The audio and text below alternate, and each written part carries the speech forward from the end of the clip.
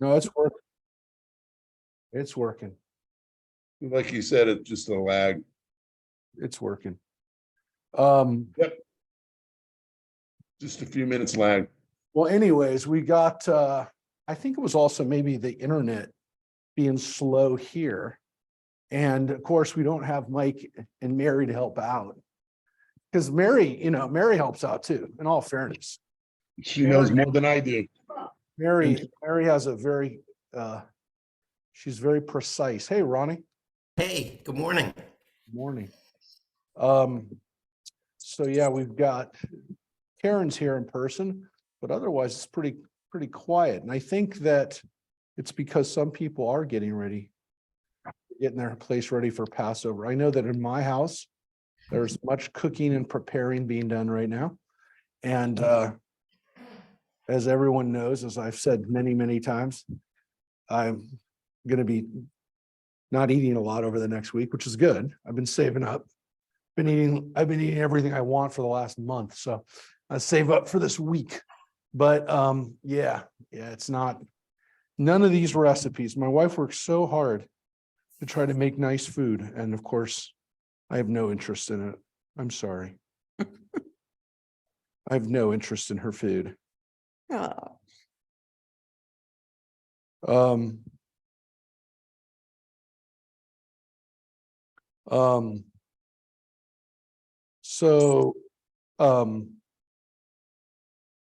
So people are still coming in. We still got people coming in. And what can I tell you? We're getting everybody ready as much as we can for Passover. We're getting our food ready for the delivered to the seniors over the next couple of days. We're doing that delivery and just making sure everyone has food for Passover, one way or the other, even if they don't want it. That's not fair. I'm not gonna spread my hate for Passover food. I just love bread so much. I love it so much. I don't like vegetarian stuff either. Yes, as my wife will tell you, I do not like vegetarian stuff either. Well, like last night, the week before Passover, every day I have something cool. So last night I had veggie burger at the stand. I had to get my good veggie burger in because I won't be able to have that this week. And the night before that, I had pasta. And the day before that, I had pizza. So, eating everything that I can't eat for a week. And it's only a week, but for some reason, man, it's a long week. I hate it. But yeah, there you go. I know I'm not in the majority necessarily, but the only thing I eat is eggs and cheese during this week. So coming up. So it's a keto diet. It's an enforced keto diet. Yeah, so all week I just been, yesterday I got bagels. From Western, had to do that. Yeah, it's if I can, I load up on the carbs this week. It's a carb load. It's like I'm doing a marathon. I'm doing a marathon. But it used to be harder, by the way, because I used to have when I was working at a day school too, I used to have to do like 10, 11 model Seders too. And so by the time I actually got to Passover, because we always did them the week before Passover, the week before we went on vacation. And by the end of the model Seders, I had done, 10 or 11 Seders, the religious school Seders, maybe a couple Seders at nursing homes. By the time Passover came, I was done. I didn't want to see even matzah. So now now we just had the model Seder for the kids and a couple other little things, but nothing like it was before, which was by the time I got to actually my Passover Seder, I was like, no, I said Dayenu. It would be enough if I didn't have any more. But no, listen, for those who are not going to see, and again, we're just letting the last few people in. There's actually a lot of people on today. It's just great. This year, I wrote a little article about Ukraine, thinking about Ukraine this year at Passover. And then it got heightened, as people saw in the last few days, because the Wall Street Journal journalist actually got arrested. The grandson of Holocaust survivors, the son of refugeniks who had escaped Russia, has been arrested, and in a typical, old school kind of Soviet era thing. Not ultra Uh, scared. Well, You're not I'm ultra I'm scared. gonna post it up for you all to see. This is somebody that we're gonna be talking about at Passover Seder this year. People are gonna be having a Seder seat for I'll show you right here, Evan. This is Evan Gershkovich, which is And don't smack. he was arrested. He was picked up on Thursday, and Biden and other people have asked for him to be released. But yeah, he was picked up off the streets, and Wall Street Journal, has obviously asked for him to be released. They arrested him under, saying he was spying. But yeah, synagogues and Jewish groups and, everyone who's going to be, been talking about what does Passover mean this year? Yeah, it means freedom for the Ukrainian people, but also now here in this case, an American Jewish journalist who's now going to be spending Passover, it looks like, illegally detained. So, he's one person, because there's lots of people right now being held by Russia, and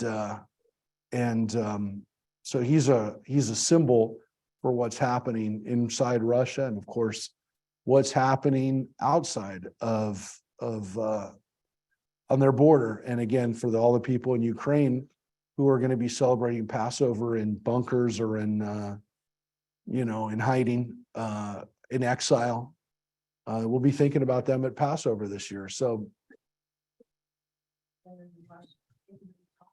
no, yeah, they're holding them like they held Brittany Griner.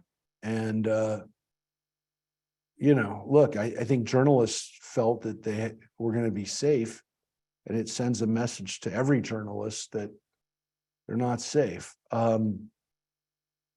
Look, what we can hope for is, he's released, that there's an end to this war. And what we can thank Putin for is that we have as of today, another country that's joined NATO. Finland joined today. So that's, if we can thank Putin for anything, it's that he's actually driven Finland and Sweden and other countries further into the orbit of containing and no longer making excuses for this dictatorship. So whatever.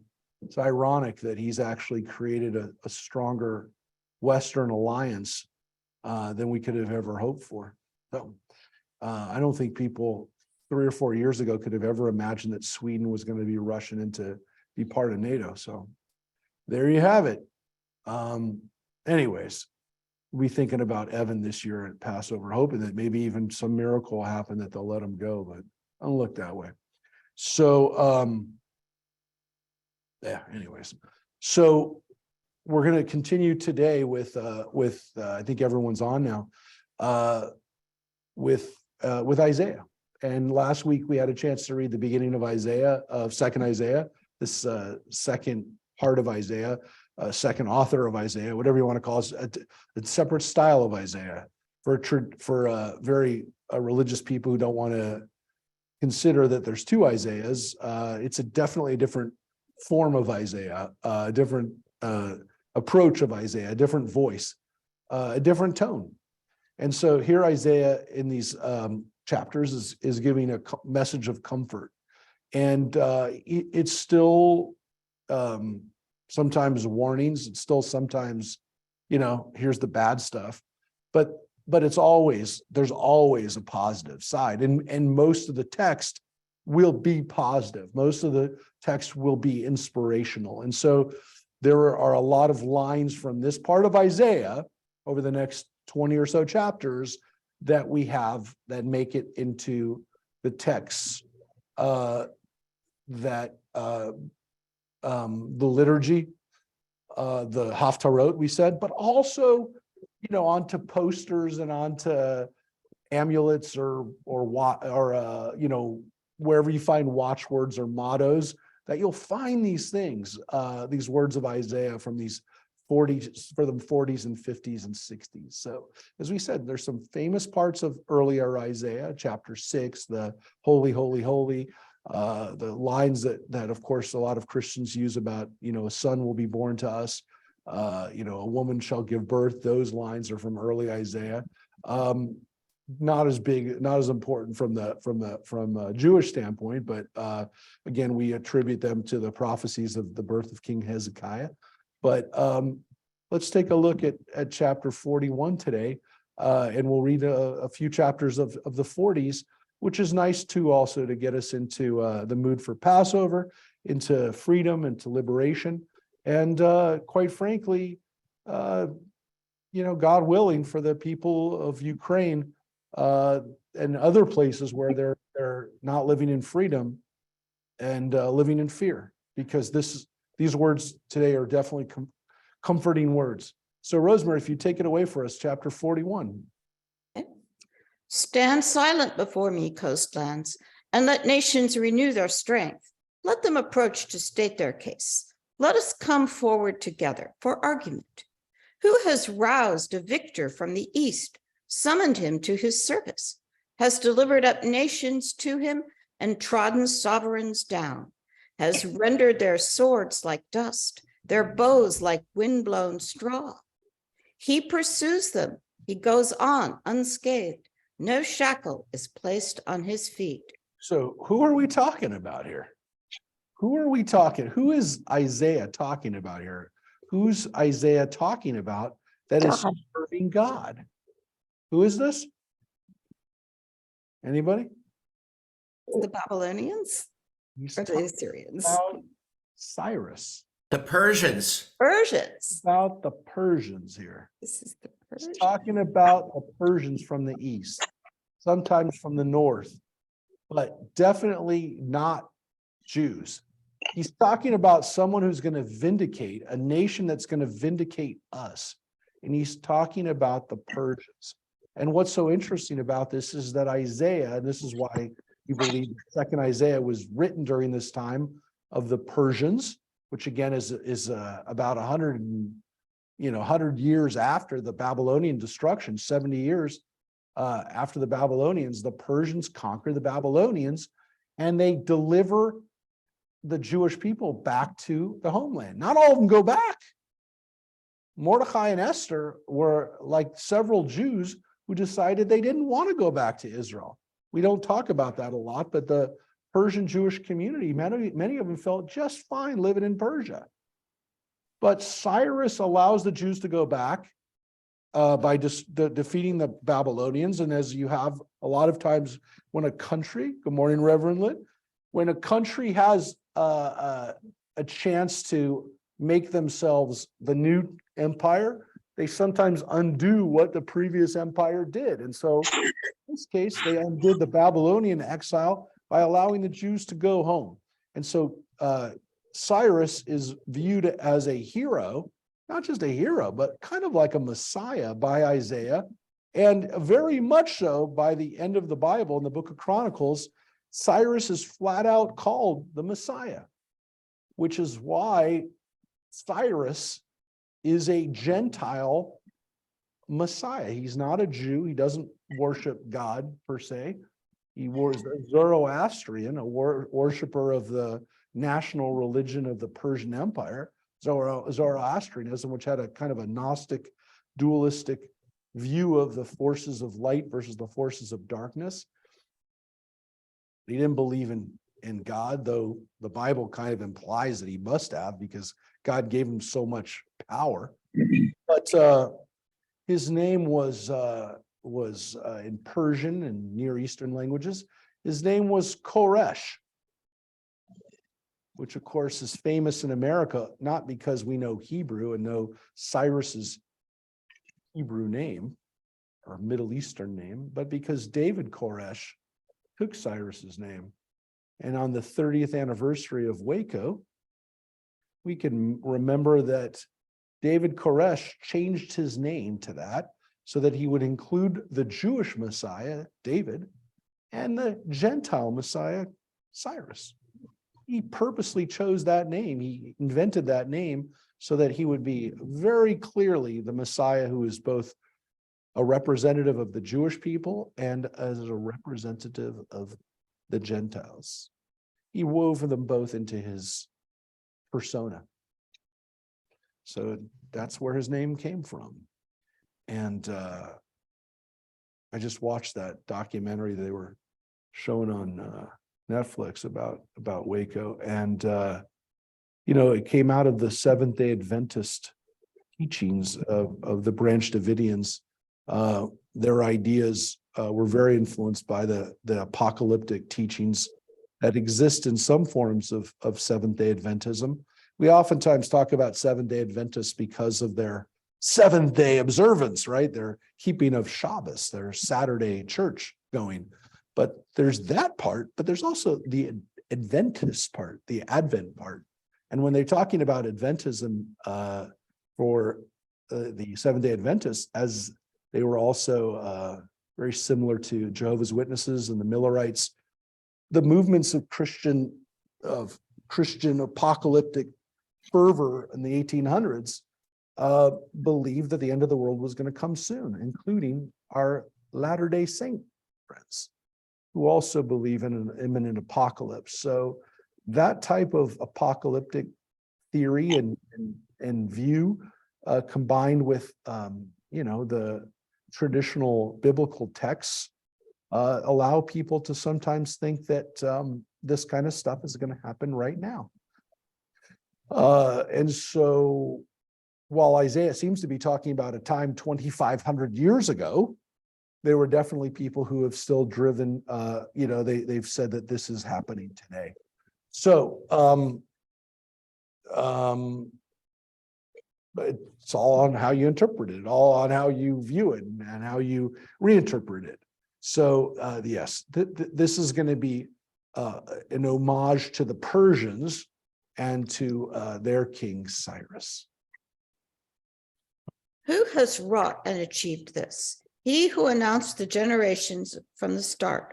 I, the Lord, who was first and will be with the last as well. The coastlands look on in fear. The ends of the earth tremble. They draw near and come. Each one helps the other, saying to his fellow, take courage. The woodworker encourages the smith. He who flattens with the hammer encourages him who pounds with the anvil. He says of the riveting, it is good, and he fixes it with nails that it may not topple. Okay, this is very nice descriptions of ancient crafting and woodwork and metallurgy and what they do. But what's the point, right? What are they saying? Who are they talking about here? But you, Israel, my servant, Jacob, whom I have chosen, seed of Abraham, my friend, you whom I drew from the ends of the earth and called from its far corners, to whom I said, you are my servant, I chose you, I have not rejected you. Fear not, for I am with you. Be not frightened, for I am your God. I strengthen you and I help you. I uphold you with my victorious right hand. Yep. Now that line right there, 41:10, you'll find that right on an amulet or on a plate or on a tchotchke that you can find right now. And the reason is it's so beautiful. It's such a beautiful phrase that people want to be reminded of it all the time. So if you put it on a poster, why not? It's a perfect line. Al Tira. Don't be afraid. Be not frightened, because I am your God to strengthen you and help you, uphold you with my vigorous right hand. So don't be afraid. Beautiful, right? Yes. It's a beautiful phrase. And again, I do want to say it's a little unfair to those who are left-handed because it implies, of course, that the right hand is the strong hand. But it's interesting too, because the Hebrew word here, tzidki, is also righteousness, right? So I'm just curious, Reverend Lynn, what is your 41:10? Does it say my victorious right hand, or does it say my? Victorious right hand. Okay. This is just the bystander. Okay. So you could have a translation that has more of a sense of justice, or a sense of not necessarily victory, a sense of, does yours have anything different, Mary, if you're reading with the King James or there? I've got a new King James here and it says righteous. Yeah, so that's really the translation of tzedek, right? Which is righteous or just. The word tzedek, like tzedakah, the idea of it being victorious seems to imply more like you won a victory, right? You beat somebody up with it. I like the tzedek more. I like not necessarily the victorious, but with justice and with righteousness, that God is going to uphold you with righteousness rather than with victory, which implies, I don't want to get into it too much, but it implies that somebody lost. Yeah. It implies that there's a loser in this too. But tzedek does have a sense of justice, a sense of evening up what's right, making it so that it is the way it should Give be. him his pills. People who deserve to have a break, to finally have a break. That's what tzedek, evening up the scales of justice, if you will. It's providing justice. So it's more of that rather than, if it is a victory, it's more of, well, what they deserve. Anyways, but you'll see that tone in here, by the way, too, which is God fixing what's broken and helping us have a world that's not as messed up, if you will, which is different than somebody losing necessarily. But you'll see. Look. Let's look. Is that where the right hand? Yeah, right hand. Right. What I meant to-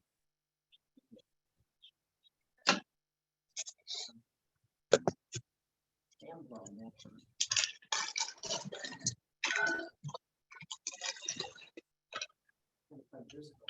I just lost you. Right hand. Yeah. So the right hand is a symbol of, yeah.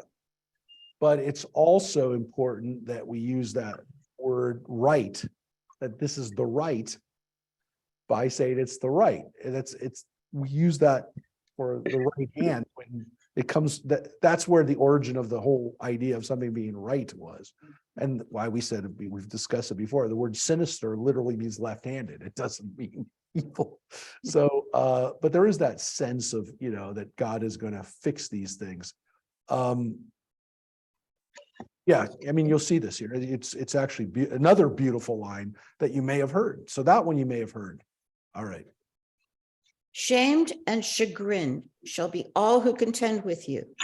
They who strive with you shall become as naught and shall perish. You may seek, but shall not find those who struggle with you. Less than nothing shall be the men who battle against you. Yeah, and again, there's a sense of, the people who fight against you will be brought to justice. And they'll be gone. You won't have to worry about those that are fighting against you anymore. For I, the Lord, am your God, who grasped your right hand, who say to you, have no fear, I will be your help. Okay, that's Fear all. not, O worm Jacob, O men of Israel, I will help you, declares the Lord. I, your Redeemer, the Holy One of Israel. I will make of you a threshing board, a new thresher with many spikes. You shall thresh mountains to dust and make hills like chaff. Yeah. So, you're going to be able to be vindicated. You're going to be able to defeat those who would otherwise defeat you. But this phrase here is pretty tough. The whole landscape. Oh, yeah, and you're gonna see it actually says those words, right? But here's the interesting phrase here that some people would be like, "Ugh. Fear not, O worm Jacob." Is that really what it says? And that is what it says. So, the commentaries on this were like, yeah, compared to these other nations, these other powers, Israel is like a worm. And especially after being defeated by the Babylonians, we were like a worm. We had nothing. We're not even like, you don't even have a spine. You're not even a bug. You're a worm. And so people are like, that's really harsh. That's a harsh way of comparing us to a worm.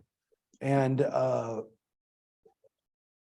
yeah, it's pretty bad. I mean, that's where you're at.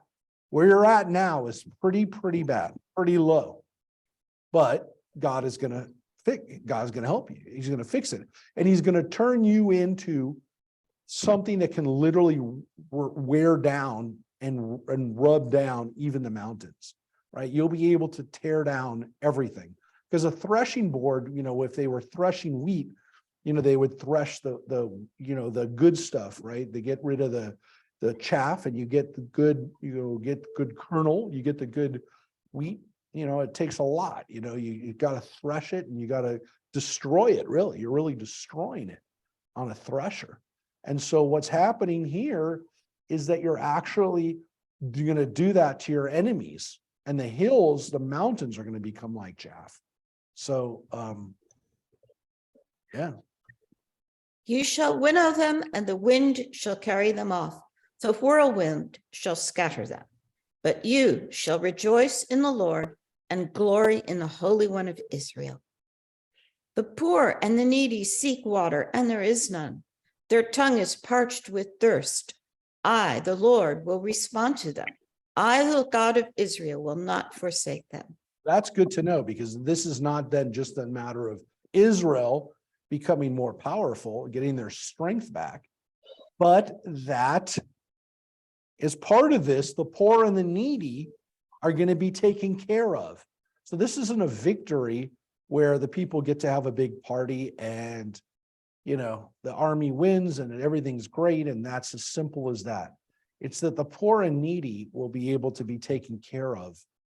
Now, is it everybody? I mean, is everybody poor and needy essentially? Maybe, because everyone is in exile. Everyone is in a situation where everyone was called a worm. So, but there does seem to be this idea that God's going to take care of those who need it the most, and that God will take care of them. So here's the leveling off. Here's the leveling. I will open up streams on the bare hills and fountains amid the valleys. I will turn the desert into ponds, the arid land into springs of water. I will plant cedars in the wilderness, acacias and myrtles and oleasters. I will plant cypresses in the desert, box trees and elms as well, that men may see and know, consider and comprehend that the Lord's hand has done this, that the Holy One of Israel has wrought it. So all of these things, this idea of turning an arid land back into life, that deserts will become river, ponds and lakes. You're going to have fountains. You're going to have arid lands spring back to life. That's what, of course, Israel did. That's why when Israel set about reclaiming the land, even before it was a Jewish nation, the Jewish National Fund, Karen Kayemet, predates Israel as a country. The Jews started reclaiming the land and trying to figure out how to get the land to come back to life. At first, a lot of it was using techniques that had come from Europe and using those kinds of plants that people knew from Europe. And then Israel started in the last 30, 40 years saying, we can't just plant non-native species in this country. We have to figure out what species are supposed to be here. And so Israel has tried to do more of planting these kinds of trees that were actually mentioned in the Bible. And it's not so much just saying we're fulfilling the Bible, but people learning that, there's a natural, ecology that goes with the topography and goes with the weather and goes with, to some extent, you know, I don't want to get too biblical or too holy about this, but this is the way God wanted it. You know, this is what a land looked like before we got there. And so that's why there's been a bigger emphasis on in Israel on making sure that the plants that are there are the native plants, not just ones that people really like. You know, like I really like this, you know, I really like this eucalyptus tree, or I really like this pine tree. You know, they're like, well, yeah, but those aren't native species. So there's been a bigger emphasis on planting, you know, these kinds of things, acacia, myrtle, cedars, and not so much, not as many cedars, but some, and cypresses. So this has been the emphasis in Israel, is to try to reconstruct that. It's difficult because so many of the native species that were mentioned here in the Bible were gone by the time that Israel started reclaiming the land in the 1800s and trying to plant. So much of it had been gone that now what they've done is actually using archaeology, trying to figure out what plants were actually there. So they look at, for example, they found this, they call it Jesus boat that they found up in Tiberias. They look at the wood there and they say, oh, what wood is here in this boat that they found? Because it's a 2,000-year-old boat. And so they try to figure out, oh, maybe these are the kind of trees. Now, the problem, of course, is that could have been imported lumber. We don't know for sure, but at least there's some kind of idea that this is the kind of plant. Sometimes we find seeds in a pot, you know, and we're going, okay, these are the kind of grains that people had. So there's a bigger emphasis now on trying to make sure that the correct plants for the native habitat are there. And that's one of the things that Israel has tried to do as they plant this. But again, this idea that God is going to do it, or at least make sure that it's going to get done. There's something beautiful about, you know, seeing an arid land come back to life. I have to tell you, I've been a sucker for looking at those photos of places, you know, out in the Owens Valley and places that have been filled back up with water over these last few weeks and months. It's just beautiful. You know, you see the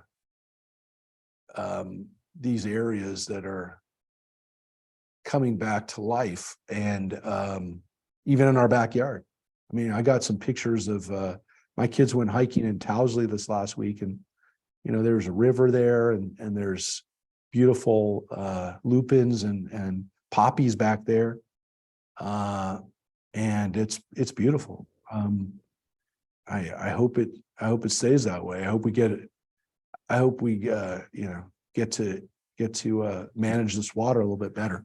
But yeah, the other night I went down the rabbit hole. I started looking at water levels at all the different lakes, you know, and reservoirs, you know, everyone, like Lake Nacimiento and Shasta. And I was looking at all of them to see what the water levels were like. And it's one of those things that, like, you can understand these lines from the Bible when it talks about turning deserts into ponds and arid land into springs of water. I was trying to find out how much water went out to the Salton Sea, because that's been devastated. But you know, it was interesting because I was reading more about the Salton Sea, and you know, the more I read about it, I realized that was an artificial lake to begin with. Like, that started as a mistake, as they were trying to figure out how to get the Colorado water to river water to kind of end someplace, and they just had the runoff. It was just runoff from farms in the Imperial Valley. And so it wasn't really like a real lake to begin with. But then it became such a big, you know, inland sea, that, you know, they had all these birds that were using it as a refuge, and it became a place where people used to go on vacation. Like, I even remember in the back of my mind, you know, people going out to the Salton Sea. But now it's a toxic situation where even the air out there is dangerous to breathe. But I was wondering what was happening out there, and in some of those places in our deserts that are going to have water. It's kind of amazing. I mean, I don't know. I'm a sucker for this. And it does, yeah, whenever it happens, it kind of gives you that anything can happen, when you see the desert come to life, you believe anything is possible. And I think that's why it's in the Bible, because people saw this, hoped for it, and believed that that was a miracle. So that's part of the leveling off of things and the justice. That men may see and know, consider and comprehend that the Lord's hand has done this, that the Holy One of Israel has wrought it. Submit your case, says the Lord. Offer your pleas, says the King of Jacob. Let them approach and tell us what will happen. Tell us what has occurred, and we will take note of it, or announce it to us what will occur, that we may know the outcome. Foretell what is yet to happen, that we may know that you are gods. Do anything, good or bad, that we may be awed and see. Why, you are less than nothing. Your effect is less than nullity. One who chooses you is an abomination. I have roused him from the north, and he has come. From the sunrise, one who invokes my name, and he has trampled rulers like mud, like a potter treading clay. So this is a chance for Isaiah to go off on those who were worshiping other gods. And he's saying to them, who else could tell you that this was going to happen? Well, this is only God's word. Now, again, we're getting back to Cyrus. And there seems to be this idea again that he is doing God's work, that Isaiah is actually the agent of God. So again, all the other gods are not real, but this guy is real. And what's funny is that he's not worshiping God. I mean, Cyrus wasn't Jewish, but from this standpoint, he's almost like, he's almost, again, part of God's. Who No, foretold this from the start, that we may note it, from aforetime, that we might say he is right? No one foretold, not one announced. No one has heard your utterance. The things once predicted to Zion, behold, here they are. And again, I send a herald to Jerusalem. But I look, and there is not a man, not one of them can predict or can respond when I question him. See, they are all nothingness. Their works are nullity. Their statues are naught and nil. So again, this is all a rant against idolatry and people worshiping other gods. I don't know that this is the end of Isaiah's message. There is a break here into chapter 42. what's precious? I think that this is Here, open your hand. part of the same message. And this is chapter 42, and it begins with, "This is my servant whom I uphold," but I'm pretty sure they're talking about the same guy. So let's take a look. This is my servant whom I uphold, my chosen one in whom I delight. I have put my spirit upon him. He shall teach the true way to the nations. He shall not cry out or shout aloud or make his voice heard in the streets. He shall not break even a bruised reed or snuff out even a dim wick. He shall bring forth the true way. He shall not grow dim or be bruised till he has established the true way on earth, and the coastlands shall await his teaching. Yeah, now, this is a reference to a servant of God. This is my servant. I'm gonna be scared tomorrow. You're scared today. I'll be We're more gonna say- scared tomorrow. Why would you be more scared? Because I'll be by myself with Jeff. Somebody's got to go on. I want you to be frightened. Oh, I got it. No worries. So what's happening here is some people will say that this refers to Jesus.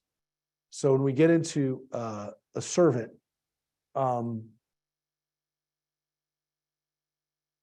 this will be seen as being somebody who's going to change people's directions. He's going to help them. I put my spirit upon him.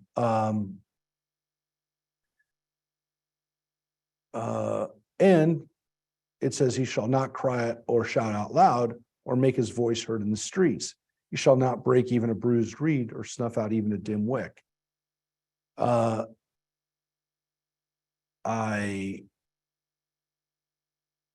don't know what to say other than whoever this person is, they're not making a lot of noise. They're not doing it in a way that's going to hurt anybody. And they're not doing it in a way that's going to really attract any attention. But yet they're bringing about, as it says here, the true law. Or what does your translation have there, Reverend Lynn? Beginning at. Verse 3, at the end of verse 3, he shall bring verse up. three. No, he shall bring forth the. Spirit whose reach will break and dimly burning with you, and she will faithfully bring forth justice. Curiously, it's this week. Because these are the readings. Yeah. So Reverend Lynn is telling us that this is part of the Palm Sunday to Easter readings. Because this is what, again, Christians believe that Jesus was the servant, right? He's the person who's not making, he doesn't need to make noise because he's going to get the work done without it. And he's not doing it in a way that's even going to break a bruised reed. So there's a sense here that it's not being done. But I was just curious how it translated to bring forth the true way. I'm not wild about that translation, but you said it said, what does he bring forth?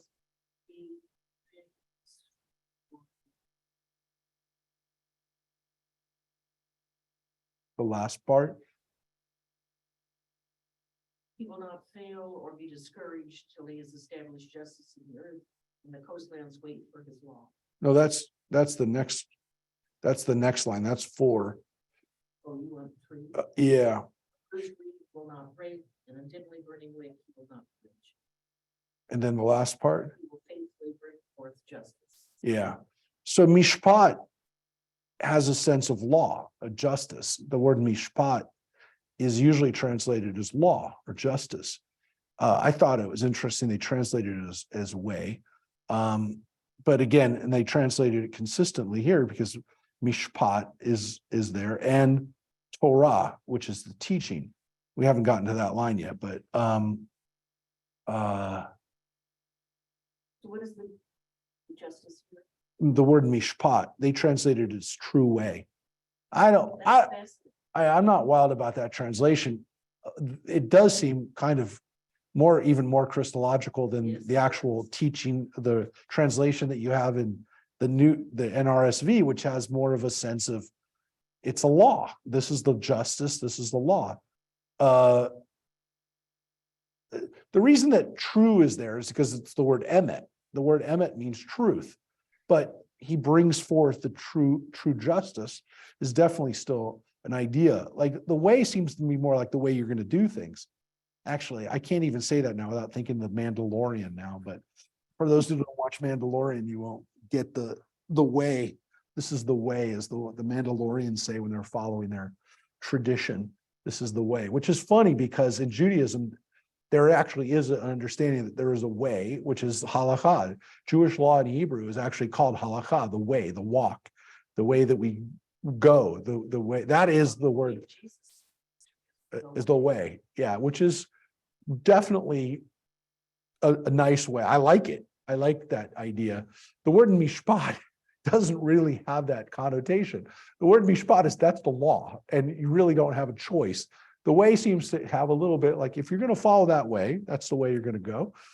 Then you're going, even if you say it's the right way or the true way, it's a good way to go. It's the right way to go, but it's not the law. The law seems to imply that if you don't go that way, someone will arrest you, someone will beat you, someone will put you back on the way. There's a consequence definitely for it that's out external.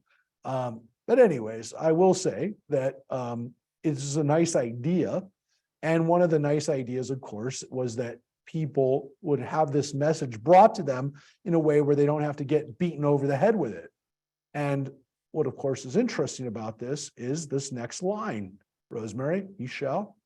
He shall not grow dim or be bruised till he has established the true way on earth, and the coastlands shall await his teaching.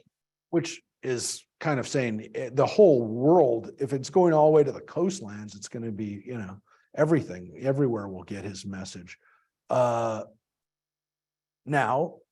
that's why it can be read around this time, because until he imparts this, he's not going to be grow dim or bruised. The implication being, once you deliver that message, you can be dimmed or bruised. Which is definitely obviously what happens to Jesus in the Passion. So this is why, once one does this, then that could happen, which you wouldn't necessarily get it from this line, but there are other lines where we're going to read about the servant definitely suffering, and then there's that sense of it. So how does this person play out in this? They're talking about Isaiah. They're talking about the person who's going to help bring Cyrus's justice into the land. Is it a messenger, or is it a Jewish representative of Cyrus in the land? Is it something more? Is it something that's going to be allowing what is actually part of this teaching, right? What is part of this teaching? Well, let's take a look. Thus said God the Lord, who created the heavens and stretched them out, who spread out the earth and what it brings forth, who gave breath to the people upon it, and life to those who walk thereon. I, the Lord, in my grace, have summoned you, and I have grasped you by the hand. I created you and appointed you a covenant people, a light of nations. Opening eyes deprived of light, rescuing prisoners from confinement, from the dungeon those who sit in darkness. I am the Lord, that is my name. I will not yield my glory to another, nor my renown to idols. See, the things once predicted have come, and now I foretell new things, announced to you ere they sprout up. Sing to the Lord a new song, his praise from the ends of the earth. You who sail the sea and you creatures in it, you coastlands and their inhabitants. Yeah. So this phrase, Shiru Adonai Shir Chadash, sounds familiar, and it is familiar because it's also in Psalm 96. Shiru Adonai Shir Chadash, sing to God a new song. Of course, what's interesting about this is it was written 2,500 years ago. So it was a new song 2,500 years ago, which of course implies that people were singing, they were doing something new. They were doing as something that, again, according to Isaiah, things predicted have come, and now there will be new things that'll happen. And so this allows for people, again, who are, people who are going to read it 500 years later, to continue to say, yeah, these are things that haven't happened yet. These are things that haven't been foretold, or haven't been foretold and then happened already. That the prophecy has been completed. That there's still stuff like the stuff that God said before in first Isaiah, that's now happened. But now there's going to be new things that are going to happen too.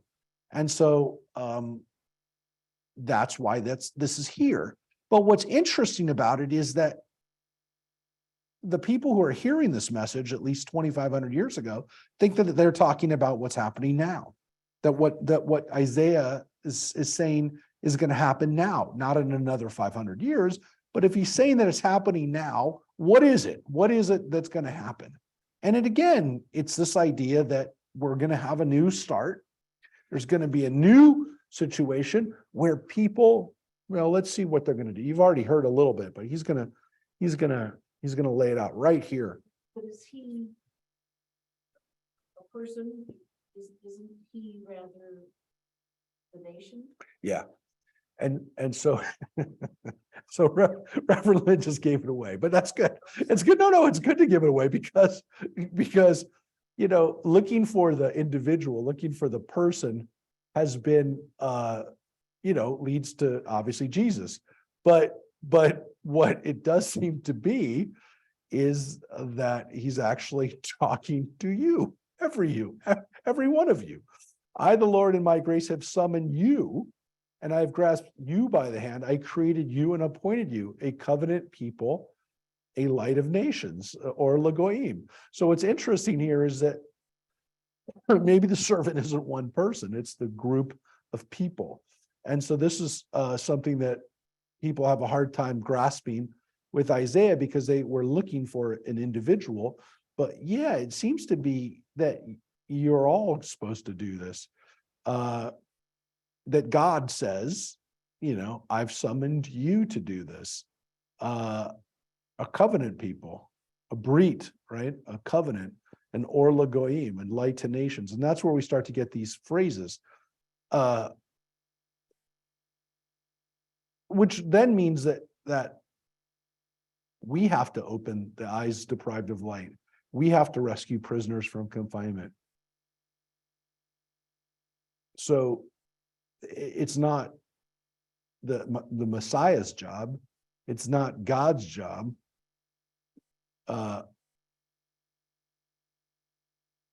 That's a tough one, right?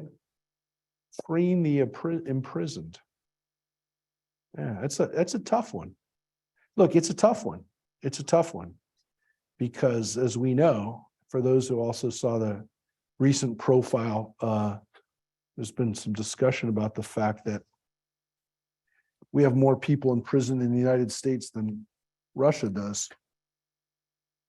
We have more people incarcerated in our country than the totalitarian regimes of Russia and China. So, yeah, we got a problem. And, you know, the argument, does it make us a safer nation? I don't know. Hard to believe that that it's working its magic right now. When our safety is an issue, right? We also saw a report recently that we have 1 in 25 young people under 40 are dying now. We have a higher mortality rate now than the worst parts of Europe, the worst cities in Europe. So it's tough, but it's tough to say that we're feeling safer. But and it's tough. It's a tough situation everywhere. Israel has more people under administrative detention right now than they've ever had. So it's a problem. It's a problem reading this and knowing what's happening when we're the ones who are supposed to be figuring it out. So keeping people in confinement, you can say, is necessary when it comes to, again, establishing justice and trying to make sure that people who've done things that are wrong are not doing wrong things to people, innocent people. We have a responsibility to do that, but we also have to make sure that we're not keeping people who are should be free and haven't really done anything wrong out of prison, getting them out. So we have a responsibility to do that, and the organizations that check on prisoners and that work on that are doing important work. You know, the Freedom Project and things like that we use to try to get DNA proof to make sure people can get out of jail. Those are really important. But on the other side too, to make sure that people who get out of prison don't go back. And that's part of you could say opening the eyes of those deprived of light. So it's not an easy thing. It's not, I'm not saying there's easy answers to this, but these are what our job, what our job is to do. To make sure that people are not sitting in prison for no reason. So, it's our responsibility. So don't put your faith in false gods. That's for sure. We're going to see some more of that. But the last part we read, praising God from the end to the ends of the earth. And there seems to be this idea that singing that song is up to us. But here's what's going to happen. Here's where it's going to go. Let the desert and its towns cry aloud, the villages where Kedar dwells. Let Selah's inhabitants shout, call out from the peaks of the mountains. Let them do honor to the Lord and tell his glory in the coastlands. So that's kind of one end of the country to the other. Kedar and Selah are in modern day Jordan. They're Arab, before even called Arabs, but the descendants of Ishmael and people living in Jordan from one end all the way over to the coastlands, from the desert all the way to the coastlands, from east to west, from the redwood forest to the Gulf Stream waters. It's what it is, and by the way, it's not one person, it's everybody. And again, it's getting everybody doing that. This goes back a little bit to God. Let's read this.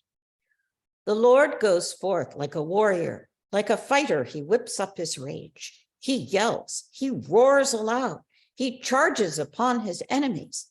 I have kept silent far too long, kept still and restrained myself. Now I will scream like a woman in labor. I will pant and I will gasp. Hills and heights will I scorch, cause all their green to wither. I will turn rivers into isles and dry the marshes up. Yeah, that's God, by the way, talking. Yeah. That's God. He's really ticked. Yeah, that's God going into war. But I love the fact that God compares himself to a woman in labor. That means God can scream like a woman in labor. I love that image. It's beautiful imagery because, of course, everyone who's ever been in everyone who's ever been with a woman who's screaming in labor, which I have 3 times. Anyways, but I've been on the other side. I was on the other side all 3 times. But though I do think she was knocked out a couple times. Anyways, yeah, it's a tough thing to see. But the idea that God does that, if we want to talk about feminine imagery of God, there's one right there. I think. I mean, you could say just screaming like a woman in labor, but if you think of God literally screaming like a woman in labor, that's pretty wild. That's a pretty wild image. So there's one. There's one right there. Find the female images for God. There's one. There's one right there. So God is angry. God's going to let loose, right? God's going to let loose that. And this is kind of the reverse of what God is letting happen in the land of Israel, that these other areas are going to get demolished. I will lead the blind by a road they did not know, and I will make them walk by paths they never knew. I will turn darkness before them to light, rough places into level ground. These are the promises. I will keep them without fail. Yeah. And there it completely shifts back to redemption and what God is doing. And this is the ultimate line. It's a very famous line that God is leveling out the playing field, literally leveling out the playing field. That's what it says, that God is going to take the tough parts of the world and make them navigable. I'm going to make the world I'm going to make the world a place that people don't have to worry. and the blind will be able to, whether it's physically blind or spiritually blind, that people are going to be able to be safe and they'll be on their way. And they're not going to have to worry about it. So talking about literally leveling the playing field, that's what it says here, rough places into level ground. And so, the God going into battle and God, destroying some places is also just immediately followed by this, which is, if that's a battle cry, fine, but it's also met with making sure that the vulnerable, the weak and vulnerable are going to be safe. So this isn't just a God who goes into battle. It's what happens afterwards, right? Why is it being done? Being done because people have been abused, right? He's fixing what had been it was not right. It wasn't done in the right way. And so God screams, yells, and destroys, and then fixes it. Driven back and utterly shamed shall be those who trust in an image, those who say to idols, you are our gods. Listen, you who are deaf, you blind ones, look up and see. Who is so blind as my servant, so deaf as the messenger I send? Who is so blind as the chosen one, so blind as the servant of the Lord? Seeing many things, he gives no heed. With ears open, he hears nothing. The Lord desires his servant's vindication, that he may magnify and glorify his teaching. Yet it is a people plundered and despoiled. All of them are trapped in holes, imprisoned in dungeons. They're given over to plunder with none to rescue them, to despoilment with none to say, give back.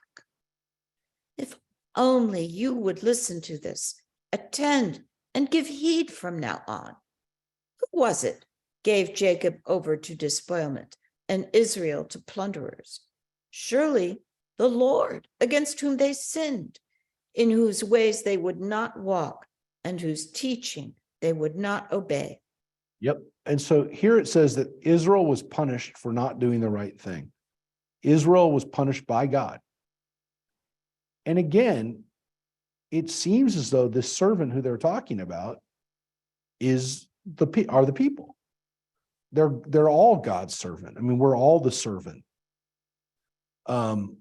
Because it says that the servant is blind and deaf. The servant was blind and deaf. The messenger I send, right?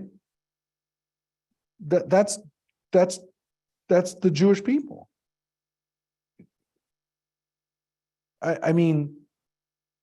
Well, let me put it this way. If this is one person, then this person is pretty messed up. And this isn't what this would imply, that if this did refer to Jesus and only Jesus, that Jesus was blind and didn't get it.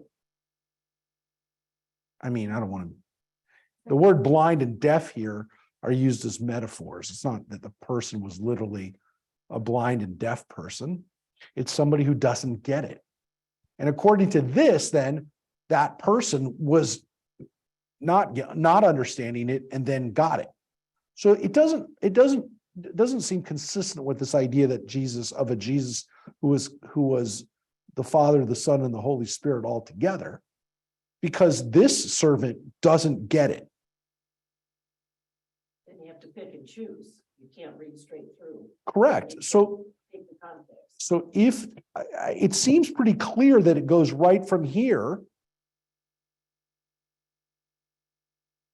that it's us, a people plundered and despoiled, all of them trapped in holes, imprisoned in dungeons.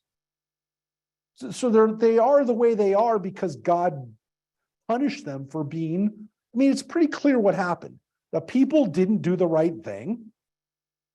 God made sure that Jacob and Israel were the way they were. They were given over to plunderers, to despoilment. That's how they wound up trapped in holes and imprisoned in dungeons. That's how they got there, because you didn't listen to God in the first place. You didn't obey the teaching.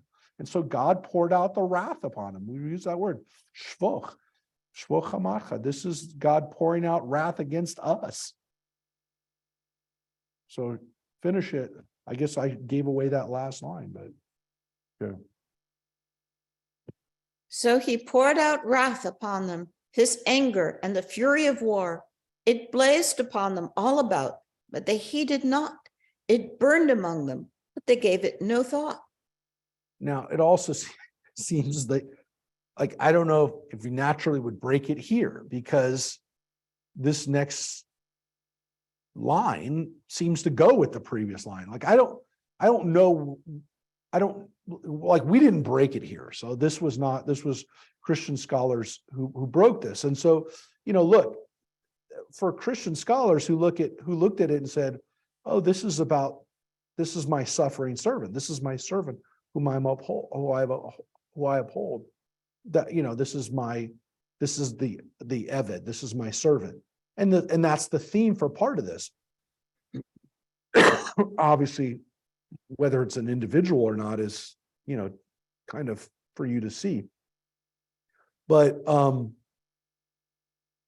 it doesn't really end. If you'll see in chapter 43, this idea continues. But now, thus said the Lord, who created you, O Jacob? Who formed you, O Israel? Fear not, for I will redeem you. I have singled you out by name. You are mine. Which is the good part of this, right? Which is that God is going to fix things. When you pass through water, I will be with you. Through streams, they shall not overwhelm you. When you walk through fire, you shall not be scorched. Through flame, it shall not burn you. For I, the Lord, am your God, the Holy One of Israel, your Savior. I gave Egypt as a ransom for you, Nubia and Saba in exchange for you. Yeah, so this is, you're going to be able to do these things. You'll be able to survive fire and water. They're not going to destroy you. Of course, the problem is that didn't always happen. People went through fire and water for God and were destroyed. And so people said, maybe God, you're supposed to fix this. So that's why martyrdom in Judaism was seen as trying to prove God will fix this by saying, hey, God, these innocent people are being tortured, they're being killed. Aren't you supposed to do something, right? Aren't you supposed to make sure that these people don't suffer? So either, somebody is going to fix this, God will fix this, or something will be redeemed somehow, because God said that this won't happen, right? God will be with us and not let this kind of stuff happen. Is there sort of a tension between what God's supposed to do and what we're supposed to do? Yeah. There's definitely a feeling here that at some point God will have to intervene. But maybe once he does, or maybe again, some point, there'll be a tipping point when God will say, yeah, that there's no more, people aren't going to be going through fire and water anymore. But there is, like today, we'd say, hey, this is up to us to fix. Like, we know this, we've seen this, we know it happened to us, it'll happen to other people. But there is a tipping point, and there's this idea that somehow at some point God says enough is enough. I'm not going to let this happen anymore. Enough people have been through fire and water. There's a teaching at Passover that we say, actually, it's in the Haggadah where it says that the people cried out to God, and the Haggadah asked the question, is that all it took? So what, the people didn't cry out for the first couple hundred years of Egyptian bondage, and then they finally cried out?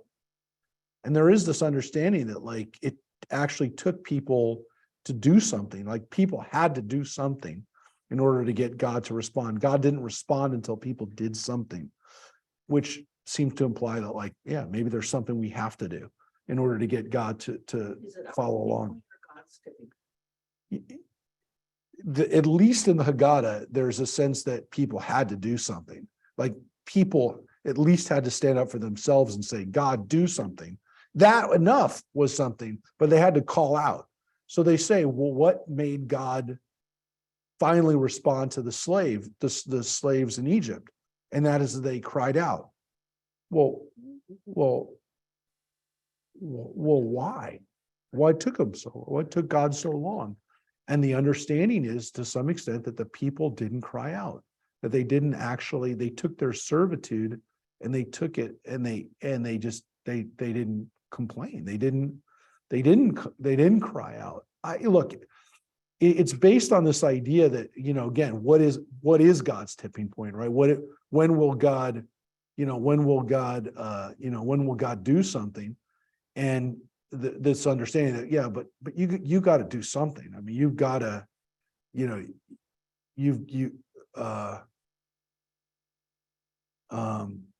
that at some point, you know, that you know, it's just weird that people like, you know, so I'm just going to show it to you real quick. So in Exodus, let me get rid of I this. assume the water referred to Exodus. Well, maybe, but it's a question, you know, which water are they referring to here? The line in Exodus chapter 22, it says, 2 verse 22, 23. So Moses is living in Midian, right? This is right before this is the lead up to, well, you'll see. A long time after that, the king of Egypt died. The Israelites were groaning under the bondage and cried out. And their cry for help from their bondage rose up to God. That's what the Bible says. And God heard their moaning, and God remembered the covenant with Abraham, Isaac, and Jacob. God looked upon the Israelites, and God took notice of them. Now Moses was tending the flock of his father-in-law Jethro at the mountain of God, and he set forth a blazing fire out of the bush. So the rabbis pointed out, look, it says in chapter 2, finally, that God heard their moaning, right? They cried out. So they had to cry out. And then it says that God remembered the covenant, which is interesting because it seems to imply that it required them to do something for then God to remember the covenant. That God, you know, it's like God forgot. God didn't forget, but it says God remembered the covenant. God enacted this took notice of them, right? And did something about it. And that's why the next thing is Moses. That's why God now calls Moses, is because the people cried out. But there seems to be this understanding is that they cried out and their cry for help rose to God. So the rabbis point out, look, it says so. That's what the Bible says that they had to do. So they had to do something. And their cry was the final straw, if you will. It was the last act that they did, was crying out. Just crazy because, like, well, they didn't cry for the last 200 years, 100 years of slavery. They finally cried out. But anyways, it's something we think about every year at Passover, that the people have to do something in order to get God to respond. Anyways, so of course, here it mentions Egypt, right? I gave Egypt as a ransom for you, Nubia and Saba in exchange for you, which is interesting because here it seems to me not have anything necessarily to do with bondage, because Nubia and Saba are other kingdoms, right? They're either, you know, like probably Ethiopia or Yemen and other places to the south, where people are like, it's basically saying God's taken you, you know, saved you and taken them as like collateral, you know? Yeah. Which is, you know, God cares about you and not about these other countries, which Excuse me, Mark. is pretty important. Yeah. When do we think this part of Isaiah was actually written. About 500 BCE. So So it's in between the Babylonian captivity and Jews coming back with the Persians. right. So it seems to me that the writer is very successful and creative in having it both ways. You know, we read this, the people reading it looks at it and says, now what are they predicting and what are they talking about? The writer is saying, yeah, innocent people are suffering, things are terrible, but they're going to get better. And the reason they're terrible is because there's corporate guilt. The entire people sinned in some fashion. And that's why I'm using these terrible people to punish you. But it's going to get better because there's also corporate redemption. Yeah. Oh yeah. No, this is not one person, and it's everybody. Judaism, corporate redemption as opposed to individual. Oh yeah. It seems to be, at least in Deuteronomy, starting in Deuteronomy, this idea that we rise and fall as a group. It's not going to be one person redeeming. It's in the Bible, it's almost always that. So that's why when we talk about the tipping point, it's like, yeah, one woman is going to suffer, but maybe that's the last one. So that, yeah, that one person's going to suffer, but it's going to be the tipping point. And now everyone gets redeemed, everyone gets saved. So yeah, there's like one too many for God, but it's not one person. It's not that one person, but yeah. And now everyone's going to get redeemed because everyone got punished, or enough people got punished. And there's definitely that feeling like, can't really worry about yourself. You really can't worry about whether I am the one who's going to suffer. As long as everybody else gets saved, then you're along for the ride. And that idea still exists within Judaism. So there's this sense that, people can even make sense of the Holocaust along those lines, which is, it's not about Anne Frank. It's not about one individual who died during the Holocaust.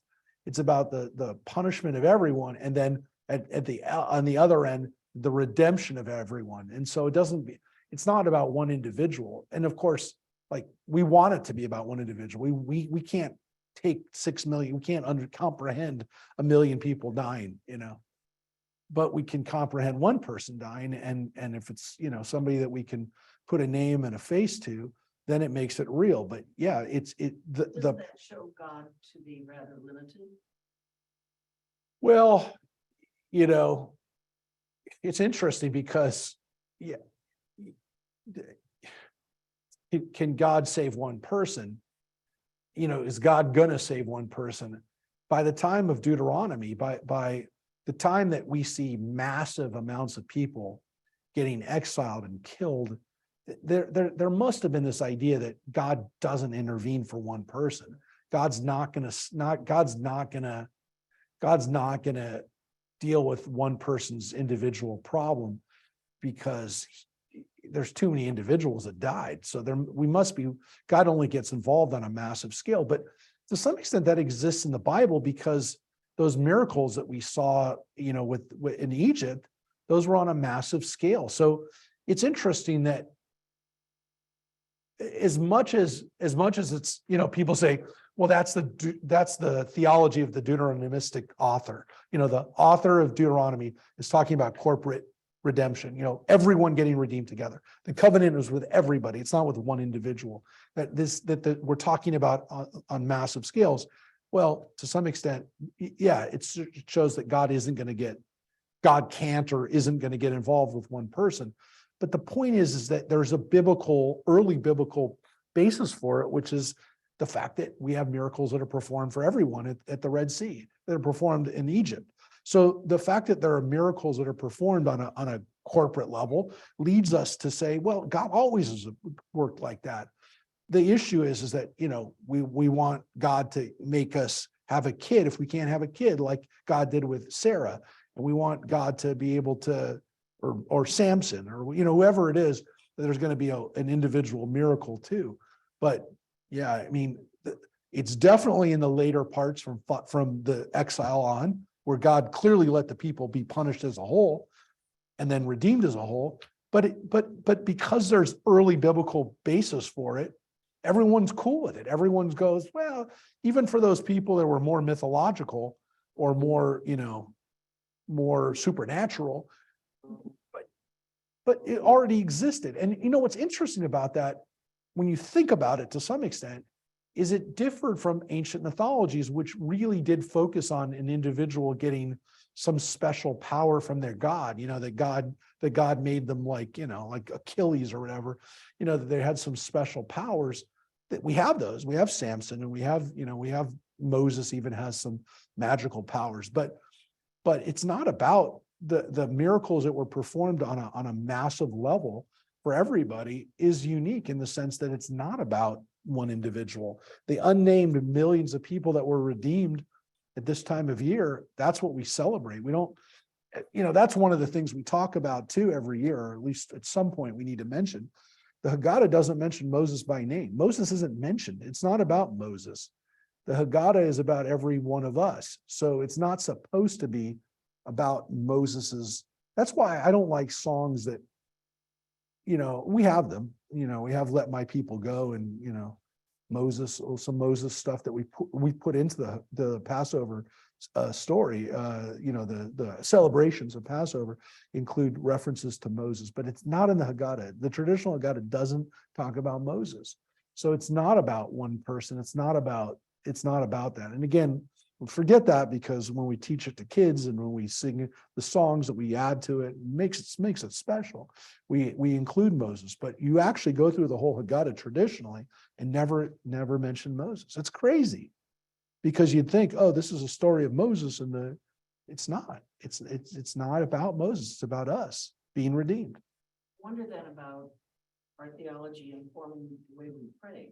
Do we pray we, or do we pray?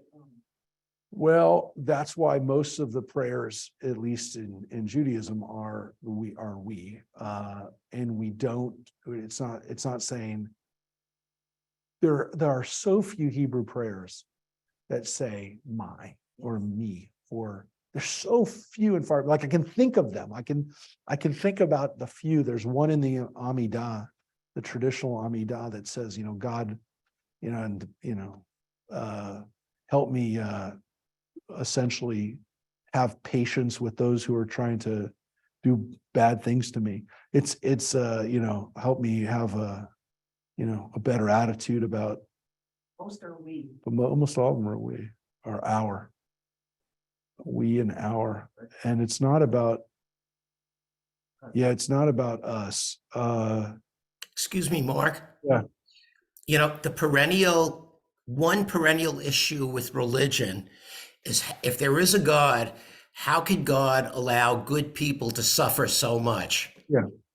And with polytheism, it's not a problem, because the answer is, well, your God's fighting with my God, and your God's punishing us, and my God's gonna, and he's losing the battle. But in monotheism, it becomes a serious issue. And that's what's being addressed here. How could God let bad things happen to good people? Well, you're responsible for everybody else. It's a corporate thing. Yeah. And it's going to be a corporate redemption when Mashiach comes. Yeah. And so that's why the focus becomes less about person, one individual, one person's suffering. And it does inform us. And again, it's frustrating for people because they want to know what's happening. What's in it for me, right? What's my story? What do I get? Do I get a good? Am I getting? And when the Jewish liturgy in the morning talks about me, the prayer you refer to, every morning I say, "Let me turn to dust." That's what the prayer literally says in English. Yeah. So let me turn to dust. So what it is an understanding that the focus isn't going to be about. It isn't about me, and it is. It really does create a situation where then we don't have that angst and that depression. That why are all these bad things happening to me? It's it's one answer. It's not an answer necessarily. I'm not saying everyone has to dig it, but it does give me a sense of, yeah, this is not about me, and it's about my community, and it's about I'm gonna have to understand this, that again, the implication being that if God is going to work on behalf of everyone, I have to work on behalf of everyone too, if I'm doing God's work too, which is kind of also what Reverend Lynn was referring to when bad things happen to good people, and not why bad things happen to good people, but when bad things happen to good people. He was very careful that Kushner titled the book "When." Yeah, and it's a great understanding. And again, it's based on this understanding that clearly God is not going to reward or punish one person, but that essentially we feel this with on a massive level. But look, the weird thing is that the Jewish people have experienced these things on a massive level. I mean, everybody has, but I mean, it's difficult not to say, what is it that that how do we not see that this is, I mean, this is the whole thing with, this is why people got blown away with Marc Chagall's paintings, where he had Jewish people essentially as Christ, and people were like, what is this Christological? He says, well, the painting essentially leaves you with the idea that the reason he did that was because he saw the Jewish people as the Christ figure, which is the people that are suffering. And he kind of got back to this idea that Isaiah has, which is, it's not about one person. It's about everybody, or at least about the people suffering on behalf of everyone else, and in some cases being redeemed as a group too. So this is why he did that, because Isaiah seems to be saying, this is not about one person. This is not about one individual. Again, some people don't like that, but that seems to be the case. I mean, you're reading it right here. It's hard to see that this is about one person. The suffering servant doesn't seem to be one person. Again, you make the call. I'm not going to. You read it. Read it. It's in its entirety, the entire context here. Because you are precious to me and honored, and I love you, I give men in exchange for you, and peoples in your stead. Fear not, for I am with you. I will bring your folk from the east, will gather you out of the west. I will say to the north, give back, and to the south, do not withhold. Bring my sons from afar, and my daughters from the ends of the earth. All who are linked to my name, whom I have created, formed and made for my glory, setting free that people, blind though it has eyes, and deaf though it has ears. Yeah. It means everyone gets to come back home. Everyone, not one person, everyone, my sons and daughters, right? Everybody, every direction. I'm calling out every direction. Bring them back. Yeah.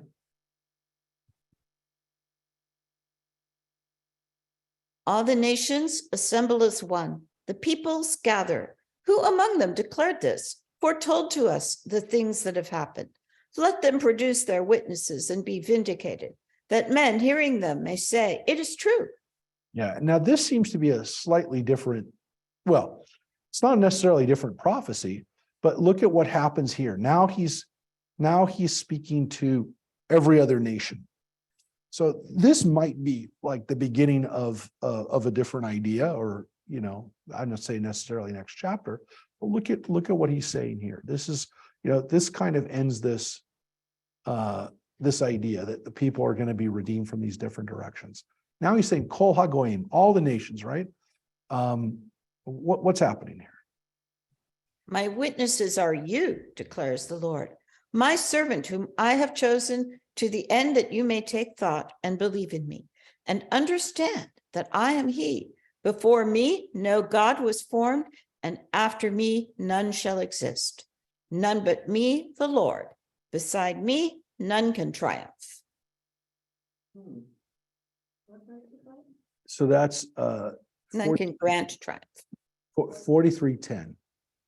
So this line right here. God is basically telling everybody there are no other gods. No God existed before me, and no God after me exists. So, if you said just the last part, no God's coming after me, there would be some idea that maybe God thinks I'm just the best God that ever existed. No, God says there was never anyone before me, which again, this seems to be very clear that God is the God of everything, everyone, every nation. It says Kol Hagoyim, all the nations. This is basically saying again, you are the witnesses to this. You as Jews know this, but understand that everybody needs to know this. There is no other God. Now, we don't know that Jews always believed this. So there's a real question if second Isaiah is showing us a different theology than previous parts of the Bible, earlier parts of the Bible, which would have simply said, there is no other God besides God for you, but it doesn't mean that there's no other gods that exist. That the Jewish people have a God, that's our God, that's Adonai. But this seems to be saying something very different, which is there are no other gods. There never was another God, and there never will be another. There's no other God ever. And so this is a very clear delineation. And again, some people say it didn't exist, and other people say, well, it doesn't say it that way, but it doesn't mean that Jews didn't believe that there was only one God before. But This translation is strange God, which I like a lot. it's strange God, that's right. Yeah. So yeah, I mean, it could be a translation. But there is no other God after me. No other God after me will exist. So this is a clear, there is no other God. There are no other gods, not for anyone, there never were. And this is where you when people say, well, at what point are Jews pure monotheists? Some people say we can't definitively say that before we get to second Isaiah. At that point, we can say that. Now, the issue is that we have lines from Deuteronomy like Shema Yisrael, Adonai Eloheinu, Adonai Echad. God is one, right? Hear, O Israel, the Lord is your God, the Lord is one. That has been interpreted, or at least can be explained by some people who believe that Jews are what we call henotheistic at that point, not necessarily monotheistic, is that it says, well, we only believe in one God.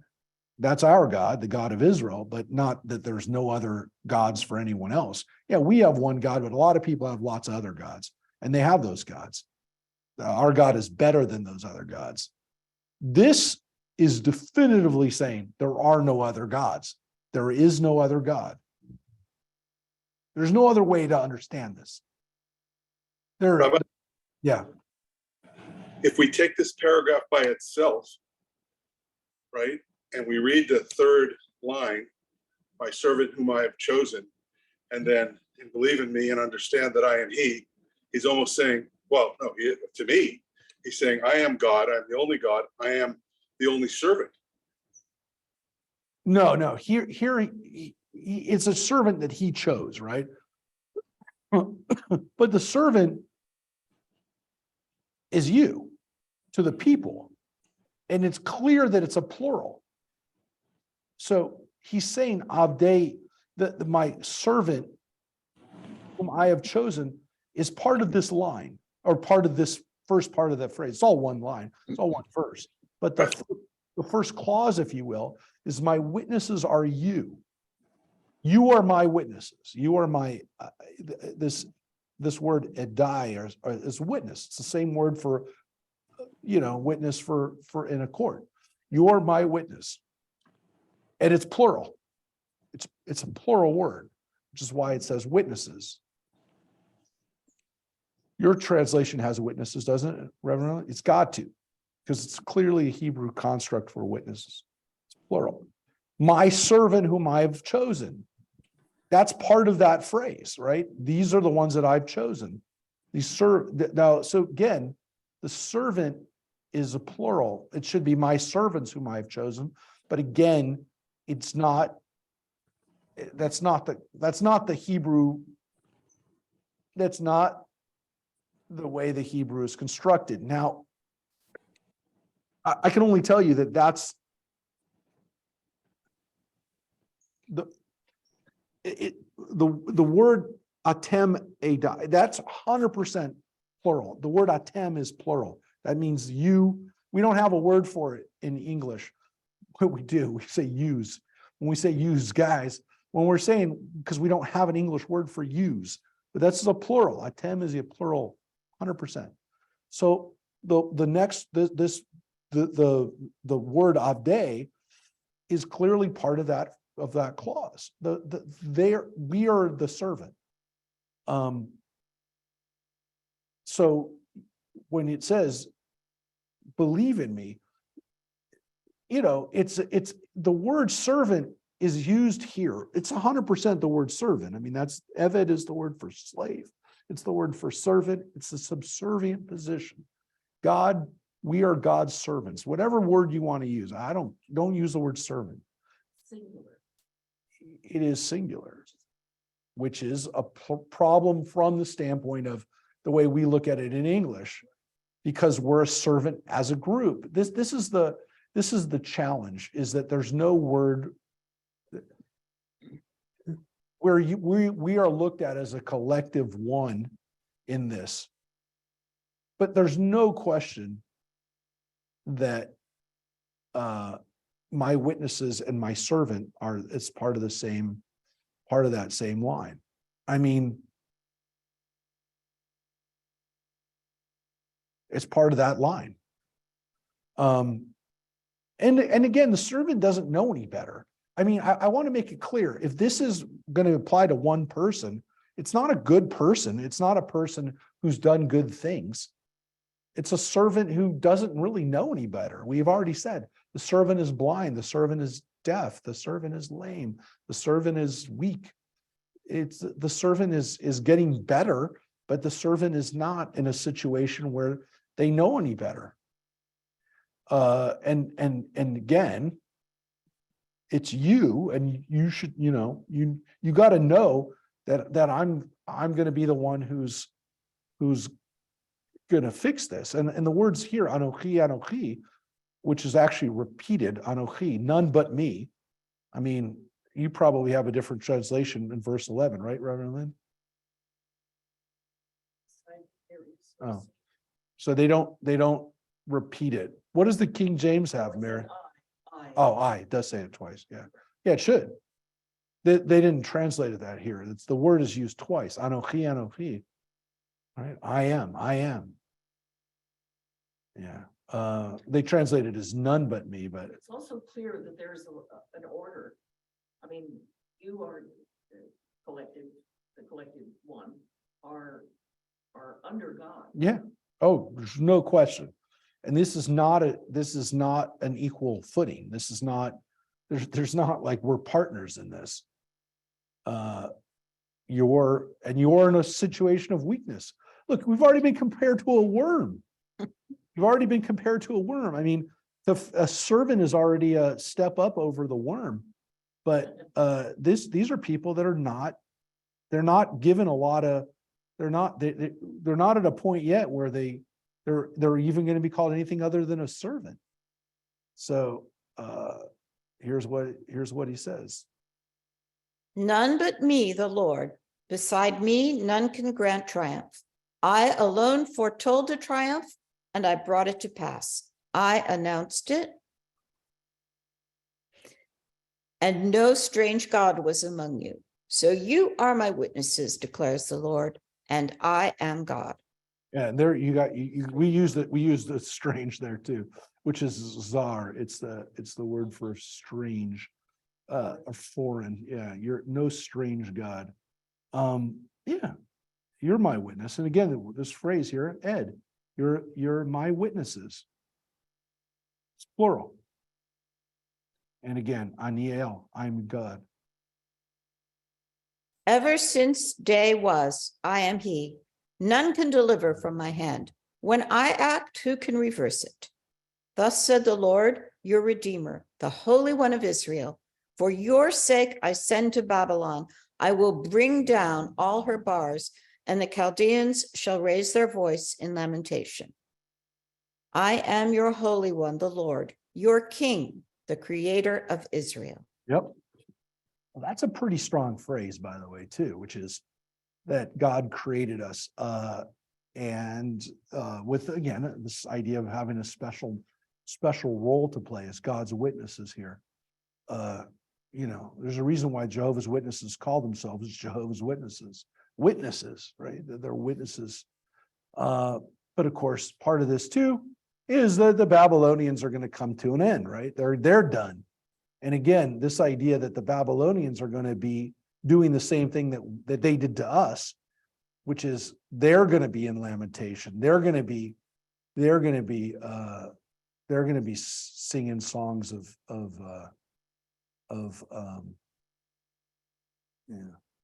well, let me just, it's the destruction of the people who destroyed us. Thus said the Lord, who made a road through the sea and a path through mighty waters, who destroyed chariots and horses and all the mighty host. They lay down to rise no more. They were extinguished, quenched like a wick. Do not recall what happened of old, or ponder what happened of yore. I am about to do something new. Even now it shall come to pass. Suddenly you shall perceive it. I will make a road through the wilderness and rivers in the desert. Yeah, and there we get this imagery too, that of God fixing the natural world so that the redemption is going to happen. And again, he said, I did this stuff at Egypt, right? When you left Egypt, I made you pass through the mighty waters. That's what he's talking about. God's talking about the chariots and the horses, same words that are being destroyed, the ones that chased us into the Red Sea. But then God is saying, and it's not just the stuff that happened before. Don't just think about those things, right? It's going to happen again. There's going to be new stuff that are going to happen. The wild beasts shall honor me, jackals and ostriches, for I provide water in the wilderness, rivers in the desert to give drink to my chosen people. Now, what's interesting here is that this ends well, is that the end? The people I formed for myself, that they might declare my praise. Now, what's interesting here is that this is perhaps a break, but what I want to point out this to you is that 2 weeks ago, we started the book of Leviticus, Vayikra. And if you look at what the Haftarah was, the Haftarah, the set of the prophets that we started reading, actually began here. The people I formed for myself, that they might declare my praise. So we actually begin 43:21. That's where this Haftarah begins. It begins in the middle of Isaiah. Is this a good place to break necessarily? I don't know. But the comma here would even not even make sense if this is where the Haftarah begins for the beginning of Leviticus. But let's look at what this idea is. Okay, so this continues, some of the themes that we've had. But again, where does it break? Where does it end? But here's, I would maybe make the argument that it actually starts here, because this is a nice place to start it, because I formed them and they're going to praise me. But this is actually probably where either a new idea is, or where you could say this is where this concept is. But we're going to finish with this section here, which is again the Haftarah from 43 to 44 that we read as the rabbi said, let's read this when we read Leviticus, and you'll see why. This is really interesting what the rabbis did, because it's not really the first two lines, but look at this. We'll get into it right here.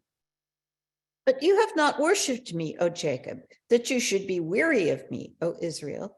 You have not brought me your sheep for burnt offerings, nor honored me with your sacrifices. I have not burdened you with meal offerings, nor wearied you about frankincense. You have not brought me fragrant reed with money, nor sated me with the fat of your sacrifices. Instead, you have burdened me with your sins. You have wearied me with your iniquities. Now you can see why this is the beginning of Leviticus. And the rabbis did something very interesting here, which of course they took a line from Isaiah, which has to do with the sacrifices. And they say, God is actually telling you, you're not giving me sacrifices. Now we were giving God sacrifices during the time that the rabbis first started matching up the Haftarot.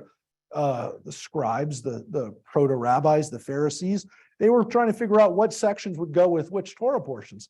And they like this because Isaiah seems to be saying, you're bringing these sacrifices, but they mean nothing. Your sacrifices actually mean nothing. What you've actually given me are your sins and your iniquities. That's what you've given me. So you think you're bringing me sacrifices, you're not. You've been bringing me this. Now, how do we know that that's what he's talking about? Like he's not saying it because like the people had stopped offering sacrifices? Because when people were saying this, they were 100% bringing sacrifices. And it's clear from the context that he's saying, your sacrifices mean nothing to me. How do we know that? Because he's going to say it a lot. He's going to say it a lot over the next 15 chapters, where people are clearly bringing sacrifices, but they don't mean anything because what they're really bringing is this. What point do sacrifices stop?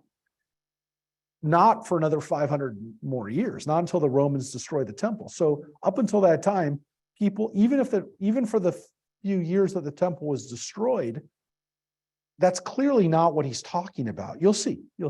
Trust me when I tell you that this is not during the time that they couldn't offer sacrifices. This is about the fact that you are offering sacrifices, but that's not really what you're offering me. It is I who, for my own sake, wipe your transgressions away and remember your sins no more. Help me remember. Let us join in argument. Tell your version that you may be vindicated. Your earliest ancestor sinned, and your spokesman transgressed against me. So I profaned the holy princes. I abandoned Jacob to proscription and Israel to mockery. Now, this is a very weird place to end, which is why we don't end it here. That's not the way, not where you'd want to have the ending. Though one can make the argument that if you're a Christian scholar who really doesn't like the fact that there are Jews left alive anymore anyways, what do you finish with? I abandoned Jacob to proscription and Israel to mockery. Whoa. Now that by itself, ending the chapter right there is a fairly anti-Jewish statement. That's the last word of the chapter, but it's not. Jews didn't say this is the last word of a chapter. The chapter continues on. But if you finish like that, I abandoned Jacob to proscription and Israel to mockery. Oh, that's the end of the chapter? That's the end of the passage you're going to share with me? Well, that's not good. Well, it's not good for the Jews, but that's not where it ends. But hear now, O Jacob, my servant, Israel, whom I have chosen. That's kind of different from that. That means that the relationship is still going on. If that's the last word, you're basically saying Israel's done. Israel's now a mockery. But that's not what it says. Thus said the Lord your maker, your creator, who helped you since birth. Fear not, my servant Jacob, Jeshurun, whom I have chosen. See? You don't give up. You don't give up. Even as I pour water on thirsty soil and rain upon dry ground, so will I pour my spirit on your offspring, my blessing upon your posterity, and they shall sprout like grass, like willows by watercourses. One shall say, I am the Lord's. Another shall use the name of Jacob. Another shall mark his arm of the Lord and adopt the name of Israel. Yeah, what does that mean? Mark his arm of the Lord? Look at that. Is that a brand? Is that to fill in? What is that? Mark his arm? Does he write on it? It just says something's on his arm that says, it does say write though. It says write. It's written in some type of writing. So yeah. Now this is all good stuff. People are saying, I belong to God. I belong to God. Thus said the Lord, the King of Israel, their Redeemer, the Lord of hosts. I am the first and I am the last, and there is no God but me. Yeah. Now this is a very famous phrase. I am the first and I am the last. And there is no God but me. Ein Elohim. There is no God but me. So this is something that people oftentimes also will say, but not just Jews. Yep.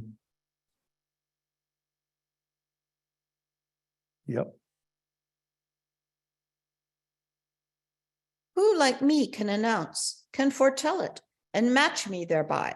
Even as I told the future to an ancient people, so let him foretell coming events to them.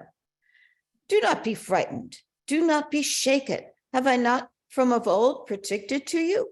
I foretold, and you are my witnesses. Is there any God then but me? There is no other rock. I know none. So again, this is pretty clear that there's only one God. That this is all, you've known this all along. But the last word is not that there's mockery on you. That there's hope, right? And that that there's going to be future events that are going to be happening, which are going to be wonderful, and they're going to be wonderful for you. And don't be afraid. Don't be shaken. We've read that over and over again. Don't be scared. The makers of idols all work to no purpose, and the things they treasure can do no good, as they themselves can testify. They neither look nor think, and so they shall be shamed. Who would fashion a god or cast a statue that can do no good? Lo, all its adherents shall be shamed. They are craftsmen, are merely human. Let them all assemble and stand up. They shall be cowed, and they shall be shamed. The craftsman in iron with his tools works it over charcoal and fashions it by hammering, working with the strength of his arm. Should he go hungry, his strength would ebb. Should he drink no water, he would grow faint. Yep. So he's talking about, again, people who make idols, and this is what people who fashion, who work with metal, they're human. The craftsman in wood measures with a line and marks out a shape with a stylus. He forms it with scraping tools, marking it out with a compass. He gives it a human form, the beauty of a man to dwell in a shrine. For his use, he cuts down cedars. He chooses plane trees and oaks. He sets aside trees of the forest or plants firs, and the rain makes them grow. All this serves man for fuel. He takes some to warm himself, and he builds a fire and bakes bread. He also makes a god of it and worships it, fashions an idol and bows down to it. This all makes sense. This is what people would do for an idol. They'd craft it, they'd make it, they'd offer up stuff to it. He'd build a fire to it. Part of it he burns in a fire. On that part, he roasts meat. He eats the roast and is sated. He also warms himself and cries, "Ah, I am warm. I could feel the heat." Of the rest, he makes a god, his own carving. He bows down to it, worships it. He prays to it and cries, "Save me, for you are my God." They have no wit or judgment. Their eyes are besmeared and they see not, their minds, and they cannot think. They do not give thought. They lack the wit and judgment to say, part of it I burned in a fire. I also baked bread on the coals. I roasted meat and ate it. Should I make the rest an abhorrence? Should I bow to a block of wood? He pursues ashes. A deluded mind has led him astray, and he cannot save himself. He never says to himself, the thing in my hand is a fraud. Remember these things, O Jacob, for you, O Israel, are my servant. I fashioned you. You are my servant. O Israel, never forget me. I wipe away your sins like a cloud, your transgressions like mist. Come back to me, for I redeem you. Shout, O heavens, for the Lord has acted. Shout aloud, O depths of the earth. Shout for joy, O mountains, O forests with all your trees. For the Lord has redeemed Jacob, has glorified himself through Israel. And that's the way the Haftarah ends. That's the way that part ends. It ends with those words, which are completely different than the way chapter 43 ended, which is he's made a mockery of Jacob. You know, he's done with Israel. But it's a completely different idea. And what, of course, is so beautiful about this imagery is that Isaiah is comparing the person who makes an idol and who worships an idol with people who are worshiping God, which, of course, is why it's chosen to be the part that we read when we read about sacrifices. We open up the book of Leviticus, we read about sacrifices, and we go, why does God want sacrifices? And then we kind of remember that people always offered up sacrifices in the ancient world to gods. It's just that we did it in a little different way. And what's interesting, of course, is that as the craftsman is making this beautiful idol that he thinks is a beautiful idol, and of course, it's just a work of his hand, he doesn't think, hey, this thing in my hand is a fraud. This is basically a judgment that the person who's worshiping an idol doesn't think it's stupid. They think it's right. But remember, what is it that we are? We're actually God's creation. God has spent time creating us. God's idol. I fashioned you as God's idol. But you know the juxtaposition of something that was created by God and something that was created by a human being. And again, this is we're going to read the last few lines, which are not part of the Haftarah, but are, you know, arguably part of this same text.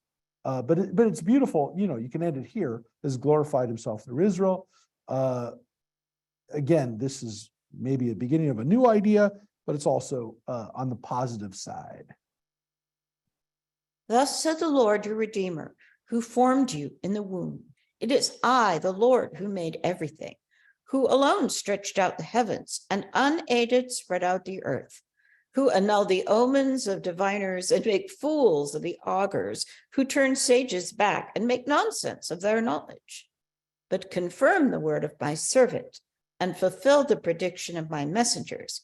It is I who say of Jerusalem, it shall be inhabited, and of the towns of Judah, they shall be rebuilt, and I will restore their ruined places. I, who said to the deep, be dry, I will dry up your floods. And the same who says of Cyrus, he is my shepherd, he shall fulfill all my purposes. He shall say of Jerusalem, she shall be rebuilt, and to the temple you shall be founded again. Yeah, and again, the next line, we're going to end here. The next line also talks about Cyrus. And it says right here, he is my Messiah. Now, it doesn't say that in your translation, does it, Reverend Lynn? Anointed. It does not probably say it in anyone's. Because it's very hard for us to grasp this next line. Thus said the Lord to Cyrus, LeKoresh. Ko amar Adonai limshicho LeKoresh. Limshicho, my anointed one. But that's the word Mashiach. If you're going to translate it as anointed one, then you better translate it as anointed one everywhere. You better never have the word Messiah, because that's the word for Messiah. That's the Hebrew word Messiah, which is a Hebrew word, which is translated into Greek as Christ. That is the word that's used, my friends. It's the same word, Cyrus.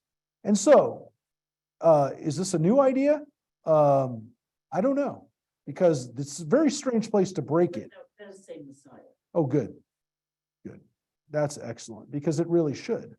But where does this end? I think it probably maybe does end here where the Haftarah ends. Thus said the Lord your Redeemer. Koamar is the way a prophecy oftentimes begins. Thus saith the Lord. Koamar. So verse 24 is a good place for it to start.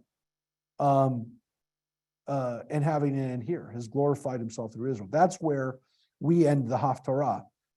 Chapter 24, if it begins here, then it continues on with this and continues on with this thing about Cyrus. Look, either Isaiah is an amazing prophet who picked out Cyrus by name 200 years early, in which case he's the most amazing prophet of anything that ever lived because he just picked out Cyrus by name, or this line just proved that this text was written during the time of Cyrus, which is about 200 years after the first Isaiah, which is why people say second Isaiah.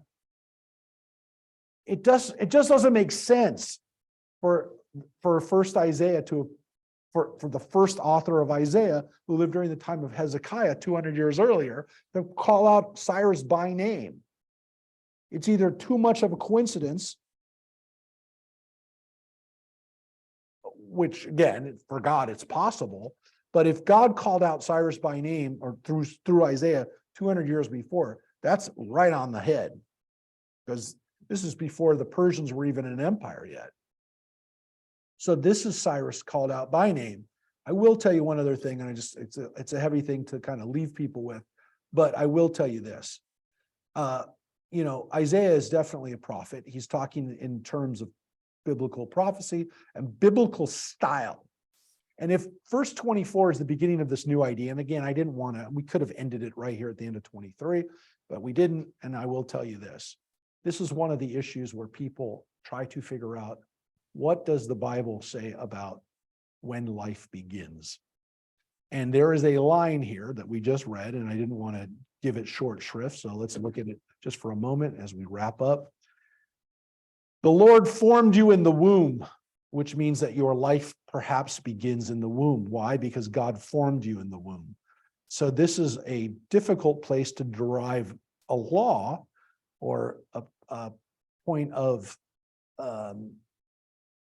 coming up with a statement about when life begins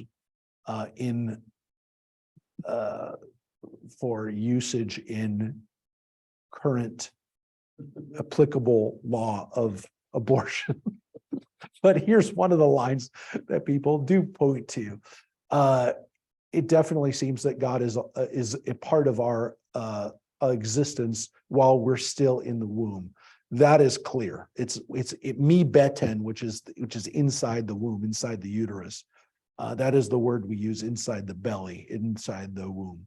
That's a correct translation, however you look at it, which means that God is part of our formation before we come out, so that therefore life doesn't begin, or at least based on Isaiah, there is some existence that we have that is unique to us, that's unique to the way God creates us inside the womb. I think most people would agree with that, even if they're in favor of an abortion being able to be performed. Jewish law, as we said before, always upholds that the mother's life takes precedence, but this still is interesting that, again, people will point to this as proof that it's Jeremiah or Ezekiel. I can't remember. I think it might be Ezekiel, but yes, there was another prophet. It's difficult to gain insight from the prophetic words in the biblical poetry, but it is here. Let me just see who said it. It's either Ezekiel or Jeremiah that people, Ezekiel, let me just see, it's Jeremiah. Ezekiel says one thing about babies. Jeremiah 1:5. Yeah. Reverend Lynn is also referring to this line right here from right at the beginning of Jeremiah. 2, it says, well, he's specifically speaking to, it seems as though he's speaking to Jeremiah.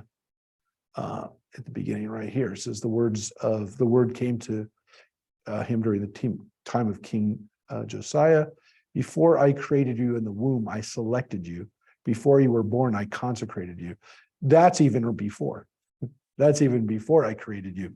Before I created you in the womb, I selected you, which seems to be that there's an existence that you had even before you came into the womb, which leads us. Like the Latter-day Saints. Yes, which is also very much like the Kabbalistic idea that there is a hall of souls that is waiting, each one of us is waiting for a body to take before we take that body. So, but again, is this poetic? Is like saying that, you were predestined to, do that. I mean, that's the way you could translate it today, which is you are predestined to do that, which again, it's difficult to derive laws for the 21st century based on biblical prophetic statements that clearly were not necessarily, again, meant to be driven. We were supposed to derive laws from it, but this is definitely this idea that we have a purpose in this world that happens either when we're in the womb or even before we're in the womb. Anyways, thank you everybody for being with us today, and thank you to everyone as they're getting ready for Passover for taking a little time to study Isaiah. Want to wish Reverend Lynn and all those who are celebrating Easter and a part of Holy Week this week, a week of holiness and a week of, Michael was here actually for a good part of the time too. Wish everyone a good Holy Week and meaningful days ahead. This year, our holidays really overlap. Let me put it this way. If this was the way that it overlapped 2,000 years ago, it makes a lot more sense with Jesus's Last Supper being right before the Good Friday celebration of, well, not really celebration, but the Good Friday crucifixion and celebration of resurrection a few days later, that it would have made more sense if Passover was right before it as the Last Supper. So that's is the other scene from a history of the world was the Last Supper painting of everyone doing the Last Supper picture from the last meal. But anyways, folks, have a good rest of the holiday week and stay healthy and enjoy the springtime of resurrection, of redemption, of possibilities, of good things happening. That again, as Isaiah says, whatever happens, it's got to be better than what's been happening thus far. Because man, we've seen too much injustice happen. It's time for us to be there. And by the way, just so you know, we'll be getting to Jeremiah later on. Much different sense of the world than Isaiah has. It's definitely the second Isaiah. But again, hopefully there's a good message of hope for all of us.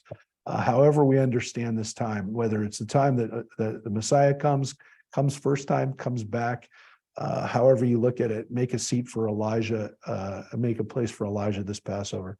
Take care, everybody. We'll see Thanks, you. Ryan. All right. Bye, everybody. Bye-bye. Bye.